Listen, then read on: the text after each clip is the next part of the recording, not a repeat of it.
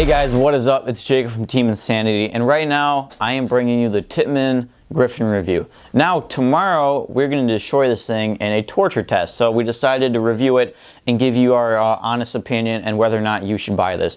Now this was sent in by a fan. His name is Jaden. I do not know his last name. I don't even want to pronounce it. I might screw it up. So he was kind enough to send this in so we could destroy it and review it and play around with it a little bit. So the reason I'm reviewing this instead of Jake, I got to play with this gun a little bit more than he did. While he was playing with the M2 and the VCOM, I took a break from ramping on the Reynolds and I decided to grab this Tippmann Gryphon and go ahead and play out. So that's why I'm doing the review. Now I'm just going to go ahead and give my honest opinion and just let you know whether or not maybe you should get this.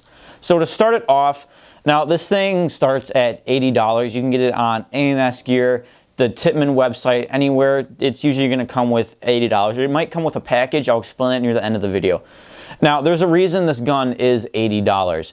It's not that much. There's not a lot there. I'm going to start how it feels. The gun is majority plastic. It's got the aluminum barrel, something like that. But like I said, the gun is plastic. It's not that tough. It's not that durable like its predecessors, like the Tippmann 98. That thing's aluminum, cast aluminum metal.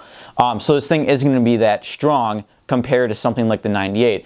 If you guys if the torture test has been uploaded by now, if you notice between this torture test and the Tippmann 98, the Tippmann 98 is going to be a whole lot stronger because that thing costs more. It's made out of a tougher material, while this thing is a little bit of hard plastic and it's going to be a little bit more fragile.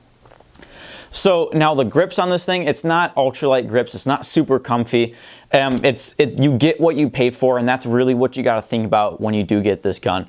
The back grip, it's thick enough to get a good grip on it. Now the front grip, like my penis, it's small and it's thin. So there's not a lot to grab onto it. But like I said, it's there and it works. You're paying $80 for this gun.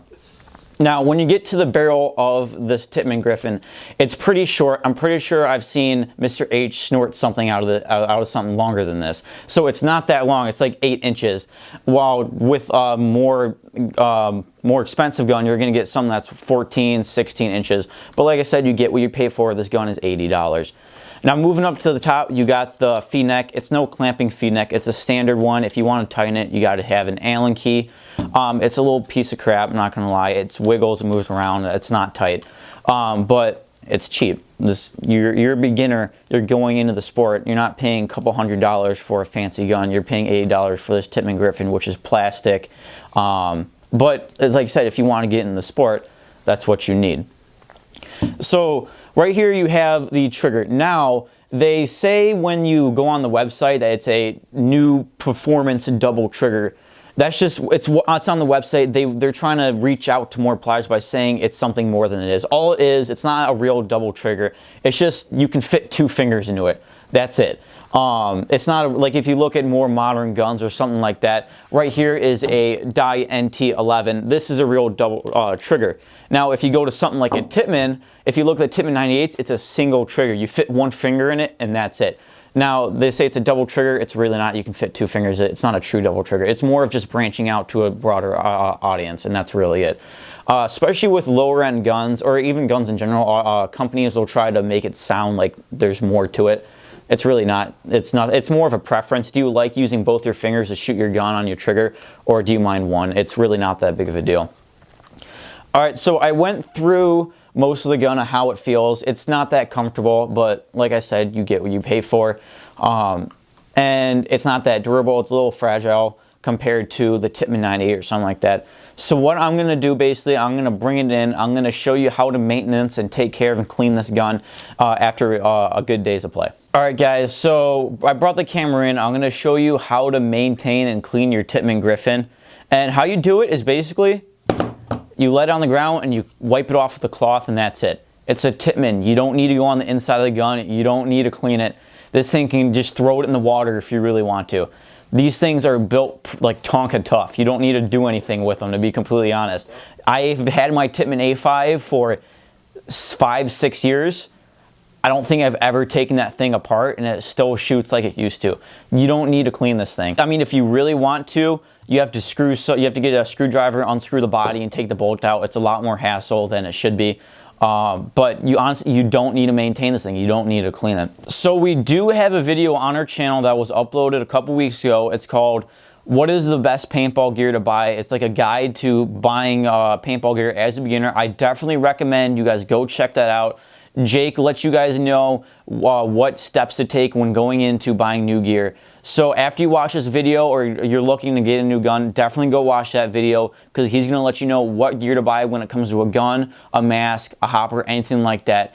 And Jake will definitely fill you in. So I'm going to go ahead and bring the camera back out, or back in, and I'll bring in the conclusion. All right, so now that we brought the camera back out from the maintenance, you should know how to maintenance your Tippmann Gryphon. So I'm gonna go over a conclusion and basically let you know, is this gun worth it? Should you get it? Now, when you get this gun off of a website, or more, you should go to your local pro shop, support your local pro shop. If you go there, they might promote I think it's called a power package or something like that. And what's going to come with, I think it's for $99, so $20 more. You're going to get the Tippmann Gryphon. You're going to get a mask, a CO2 tank, and a 120 round hopper. Now, the question is, should you get this package? Should you pay the extra $20 to get this package, or should you just stick with the Gryphon? Honestly, I would say screw the package. You don't really need it, to be completely honest. The package is going to come with a hopper like this. You can rent it at a field, and I'll get to, like, you're going to be paying money for a rental hopper at the field, or should you just get one right away? I'll get to that in a little bit. You're going to get a hopper like this, holds about 120 paintballs. You're going to get a mask sort of similar like this, one of Tippmann's traditional masks that are anti-fog performance or anti-fog technology. Like I said, they're saying there's more to it. The masks generally will fog. Now, I'm not saying all Tippmann masks fog when they say they won't, but in my past history of playing, those masks tend to fog. So they're going to get you a mask, and they're going to get you a CO2 tank. Now, that's one of the big things I'd recommend about this package that you do not want to get, is it comes with a CO2 tank. Now, if you go to any modern, really, paintball field today, they don't really sell CO2 anymore. They're moving on to HPA, high pressure air. CO2, it's going up in prices. Fields are starting to stop selling it. Or they're going to bump up the price, and they're going to make you pay $3 per fill. Some may make you pay $5 for the whole day. Others may make you pay for every time, depends how cheap the field is you're going to.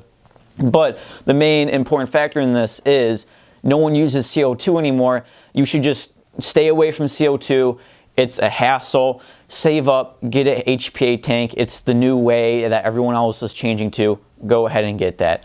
Now, like I said with the hopper and the mask, I mean, it's going to look new and good as a new player as you getting into the sport, but honestly, they're going to become garbage in a little bit. You're not going to, you don't need it. Because if you get into the sport, honestly, you're going to need something more better than this. You're going to need a little bit better mask than this, something that is going to be a lot more comfortable, and something that won't fog, maybe if yours does or doesn't. Now, I'm not trashing on traditional hoppers at all. I still use this. This is why I have it. I use it on my pump gun all the time. But I'm saying if you plan on getting in the sport of paintball, you're going to want to get something a little bit better than that. So should you get the power package, whatever they want to call it? It's honestly up to you. I'd advise against it. I'd rather just get the gun and play with what they have at the field for a little bit cheaper or something like that. But if you plan on using this for a long time, you don't want the prices to add up at the field, go ahead and get it. Like I said, I'm not telling you what to do. It's your preference. If you want to pay the extra $20 to get it, go ahead. But if you don't, like I said, I'd advise you not to. Now, for the gun in general, honestly, I did have fun with this gun. I'm not going to lie. I enjoyed playing with it. Taking a little time off, not taking the game as serious as I do, and go ahead and just play with some new players and going back to how I used to play. Now, I play with up-to-date guns, new modern guns, the Dye M2, I have a Lux, anything like that. And so I know what it's like to shoot a really high-performance paintball gun, but that still doesn't mean I can acknowledge a good beginner gun when I see one. And when I played with this, I thought it was fun, and I would definitely recommend this paintball gun to a player who wants to start out in the game of paintball. Now, like I said, I'm used to paintball guns that are a little bit higher price, and if you look at this kick, that's a pretty big kick for a gun that doesn't have air or paint in it. Even my guns that have HPA tank hooked into it in paintball don't even kick that much. I'm not comparing the two. I'm just saying it's a beginner gun. But I would definitely recommend this paintball gun to anyone who's starting off into the game of paintball. So thanks for watching this, guys. I hope you enjoyed it. I hope you learned a thing or two about the Tippmann Gryphon. I definitely recommend it. Thanks for watching.